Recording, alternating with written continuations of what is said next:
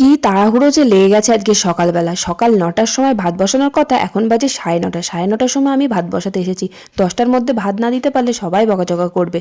আসলে আজকে ঘুমটাই ভাঙেনি, কি করব বলো তো। অনেক লেটে যখন ঘুম থেকে উঠে দেখি তখন বাজে ৮টা। ৮টার সময় ঘুম থেকে ওঠা মানে কত দেরি বলো তো।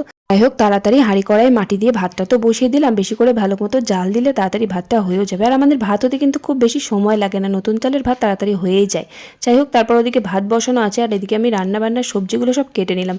পালং শাক এনেছে মাঠ থেকে, পালং শাক হবে আর আলু ভাজা করব। গোল গোল করে কেটে নিয়েছি, ভালো করে ধুয়ে নিয়ে এসে দেখি ভাতটাও হয়ে গেছে। ভাতটা নামিয়ে দিলাম, এদিকে ফ্যান ঝরছে আর এদিকে আমি রান্না বসিয়ে দিলাম। দুটো কড়াই দুটো উনুনে বসিয়ে দিলাম, একদিকে পালং শাক বসিয়ে দিলাম, একদিকে আলু ভাজা।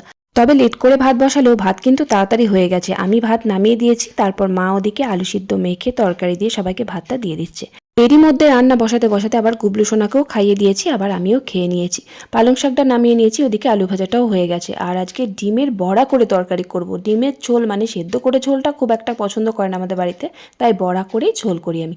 এভাবে ডিমের বড়া করে ঝোল করলে কিন্তু সত্যি খেতে দারুণ হয়। যাই হোক, ডিমের বড়া করে আলু দিয়ে পাতলা পাতলা করে একটু ঝোল করলাম, ব্যাস।